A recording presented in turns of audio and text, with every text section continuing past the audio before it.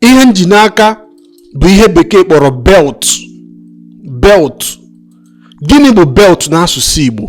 Kedu ihe Igbo be anyị kpọrọ belt? Ọ bụrụ na ị gee ntị ugbu a ịmụta ya na ọ bụ na ịmaburu ya mbụ, ma ọ bụkwa na ime ya mbụ, ọ dị mma nyere anyị aka kụzikwara ndị nọ gị n'akụkụ. O doro anya, ọ bụrụ na ịnwe ụmụaka ka na-eto eto na-amụ Igbo, kpọkọọ ha nso, gosi ha ejije a ka ha mụta ihe Igbo be anyị na-akpọ belt. Ka anyị gbapịa ọsọ.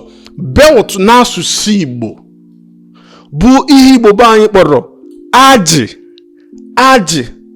Mgbe ụfọdụ n'ebe a na-ekwu ka ajị n'ume, kee ajị n'ume, ọ belt ka a na-ekwu maka ya, gị kee ajị n'ume. Belt n'asụsụ Igbo bụ ajị.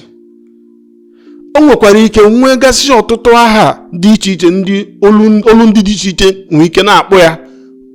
Ihe dị mma ka ọ bụ, mana amara na Igbo izugbe kpọrọ ya ajị. Ya bụ belt n'asụsụ Igbo. Biko, ọ bụrụ na ejije a nwee ihe o kụziri gị, makwa na ejije a ma ego obi aṅụrị, biko nyere anyị aka tụsa ejije a ka o ruo ụmụ Igbo niile, ka anyị nwee ike na-amụ Igbo na-aga n'ihu. Biko tụnye okwu na ngalaba okwu ka anyị nụ ihe inwe ikwu gbasara ajị. Mechara na mkpọtara ya ka na ma akpọtaghị ya, biekwazi aka na akara ịhụnanya. Mana nke kasị nke, biko tụsara anyị ejije a, biko tụsara m ejije a ka o ruo ụmụ Igbo niile.